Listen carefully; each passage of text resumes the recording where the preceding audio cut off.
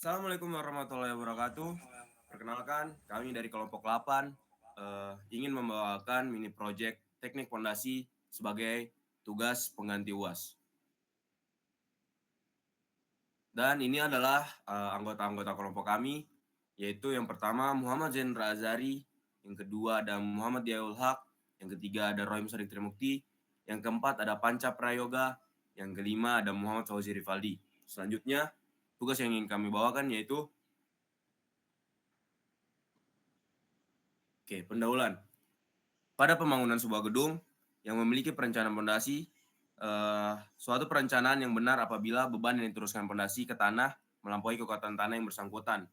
Yang dimaksud di sini adalah ketika tiang pondasi tersebut mampu mencapai tanah yang keras.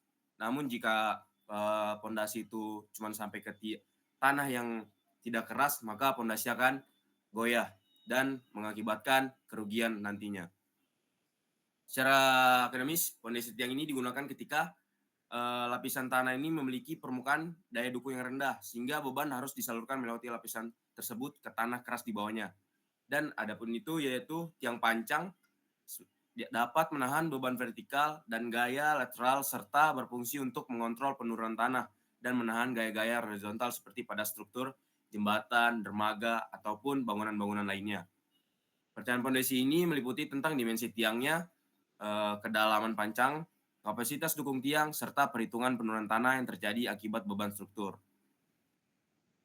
Singkatnya, ialah elemen struktur yang penting untuk mendukung bangunan di atas dengan gaya dukung rendah dengan cara menyalurkan beban ke lapisan tanah yang keras yang lebih dalam sehingga menjamin keamanan dan kestabilan bangunan. Selanjutnya, adapun tujuan yang ingin kita ambil yaitu yang pertama, menentukan dimensi dan kedalaman berdasarkan beban struktur serta karakteristik tanah, di mana kedalaman yang dirancang mencapai lapisan tanah keras atau lapisan dengan gaya dukung yang memadai. Yang kedua ialah menentukan daya dukung tiang tunggal bisa dihitung menggunakan metode seperti Tomlinson, sedangkan untuk tiang kelompok digunakan metode empiris seperti Meyerhoff dan Feshik guna memastikan kemampuan menahan beban total dan menghindari penurunan berlebih. Yang ketiga yaitu penurunan pondasi, yang meliputi penurunan penggambaran penampang pondasi dilakukan dengan skala yang sesuai agar detail seperti dimensi tiang, panjang tiang, tebal pilket, serta tulangan longitudinal dan geser dapat terlihat jelas dan akurat, sehingga perencanaan pondasi dapat dilaksanakan secara efektif dan memenuhi persyaratan teknis serta keamanan struktur. Selanjutnya, adapun alur perencanaan yang ingin kita buat yaitu kita akan mengambil data tanah yang sudah dikasih di soal. Yang kedua, kita akan merencanakan sebuah pondasi. Yang ketiga, kita akan menghitung daya dukung izin pondasi tiang, tunggal, dan kelompok. Yang keempat, kita akan menghitung penurunan pondasi, tiang tunggal, dan kelompok. Jika dari perhitungan di atas tadi kita tidak memenuhi safety factor 1,5 sampai 3, maka kita akan kembali ke perencanaan pondasi. Setelah semua pondasi kita sampai faktor tersebut, kita akan kesimpulan dasaran dan tugas kami selesai. Selanjutnya, adapun data perhitungan yang kita ambil yaitu untuk tiang penampang yang akan kita ambil yaitu bentuknya I, bahan tiangnya dari baja dan jumlah tiang kelompoknya ada 3x3, muka air tanahnya sebanyak 3 lapisan. Adapun berat dari tiang tunggal nilai pancang tunggal kami yaitu 26 ton dan pancang kelompok kami ada 280 ton. Adapun data-datanya seperti di bawah ini. 8.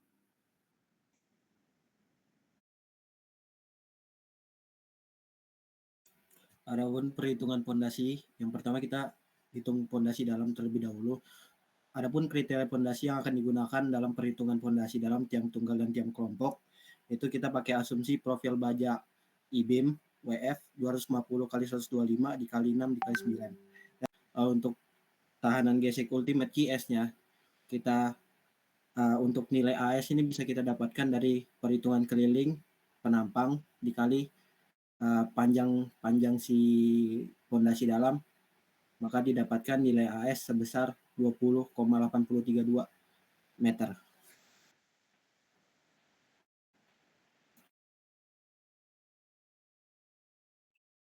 Oke, selanjutnya kita masuk ke perhitungan Fs pada lapisan 1. Sesuai data kita mendapatkan Fs bernilai 0,13 ton. Setelah itu kita hitung QS-nya dengan rumus AS kali Fs yang kita dapatkan QS satunya 2,85.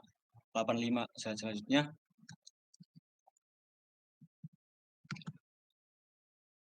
selanjutnya kita menghitung gesek ultimate yang kedua dan ketiga dengan rumus yang sebelumnya.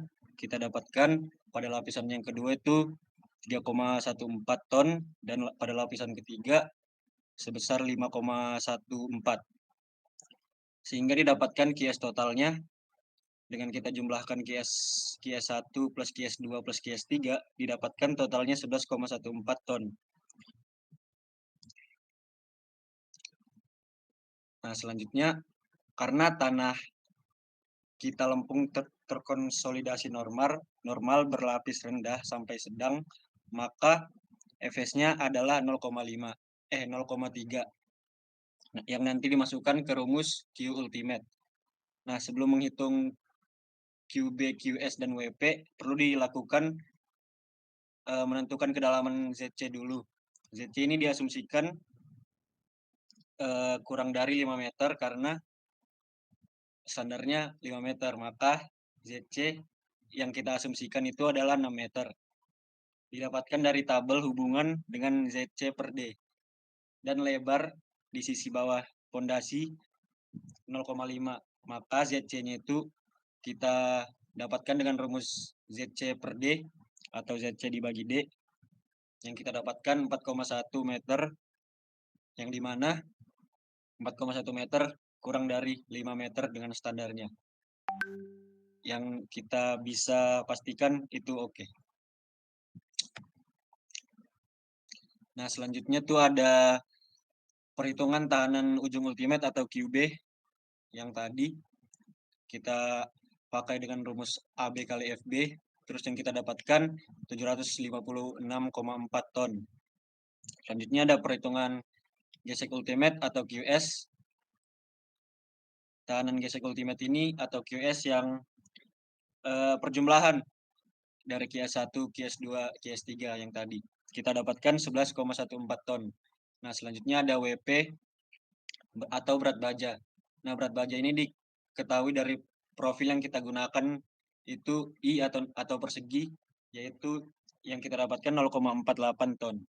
Selanjutnya ada perhitungan gaya gesek negatif atau Q negatif. Nah, di Q negatif ini kita pakai rumus AS kali CA. Terus kita implementasikan ke data-data kita dan kita dapatkan 0,0062 ton. Selanjutnya. Maka didapatkan nilai Q ultimate sebagai berikut.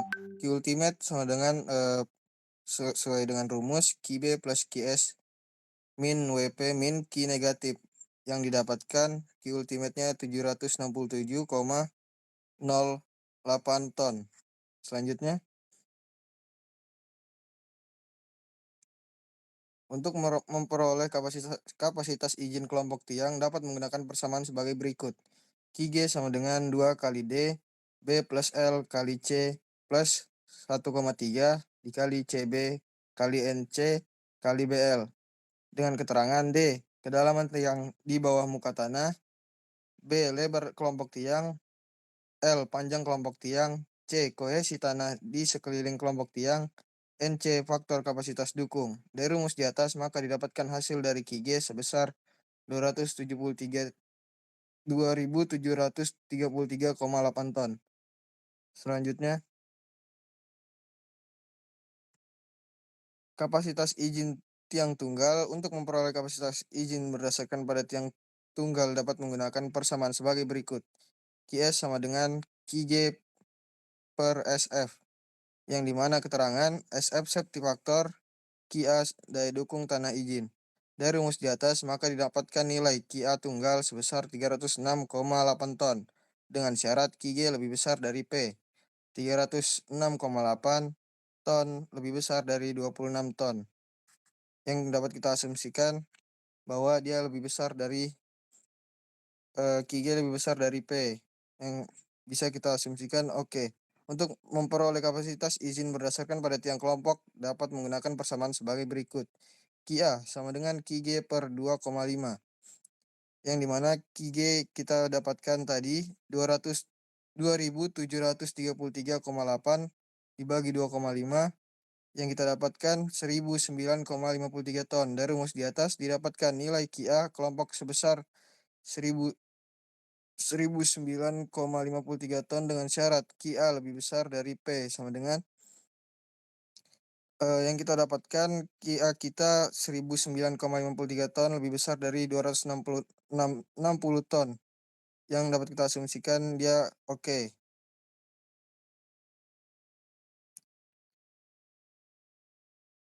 Selanjutnya untuk yang atau AS sama dengan V kali D kali L didapatkan hasil sebesar 87,92 meter persegi. S1-nya dengan kita menggunakan rumus QP plus G kali QS dikali L per AP kali EP didapatkan hasil sebesar 272 ton.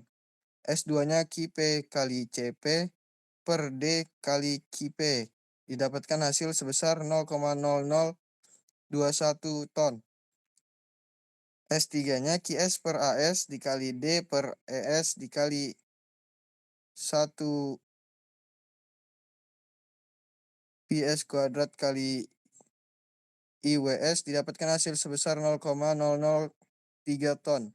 S total yaitu yang kita dapatkan tadi S1 plus S2 plus S3 yang dimana kita dapatkan hasilnya 2702,005 ton.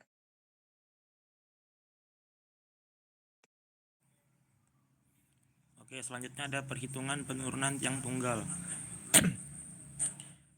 Nilai penurunan pondasi yang diizinkan dapat dihitung menggunakan rumus sebagai berikut.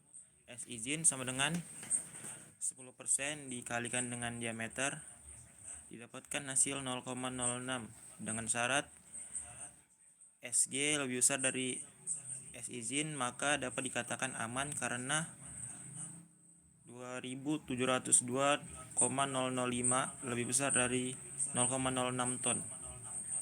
Selanjutnya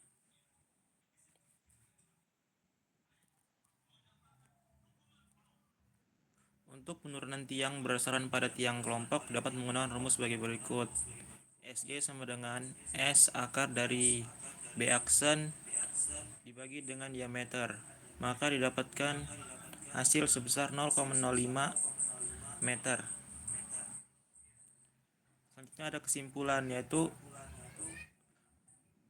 rencana dimensi pondasi yang digunakan pada tiang tunggal dan tiang kelompok dipasang hingga kedalaman 28 meter dari permukaan tanah dengan bentuk tiang I-beam. Pada tiang kelompok jumlah tiang yang digunakan adalah 9 buah yang tersusun sebanyak 3 baris dan 3 kolom. Hasil perhitungan dari daya dukung tanah berdasarkan dua metode, yaitu perhitungan tanah ujung bawah pondasi atau QB, didapatkan hasil sebesar 256,43 ton dengan menggunakan 14 ton. Untuk nilai kapasitas daya dukung ultimate atau QUN didapatkan sebesar 767,07 ton. Untuk perhitungan kapasitas izin kelompok tiang atau bisa disebut QG1 didapatkan hasil sebesar 2733,8 ton. Dalam pengecekan bahan seharusnya yang digunakan adalah kapasitas izin terkecil. Dalam kasus ini tidak digunakan yang paling kecil karena perhitungan QG1 mengasumsikan seluruh lapisan tanah adalah tanah kohesif dengan kedalaman 28 meter, sehingga tidak sesuai dengan data tanah yang ada dan perhitungan menjadi tidak optimal. Mungkin sekian dari kelompok kami, kelompok 8, kurang lebihnya mohon maaf. Wassalamualaikum warahmatullahi wabarakatuh. Waalaikumsalam warahmatullahi wabarakatuh.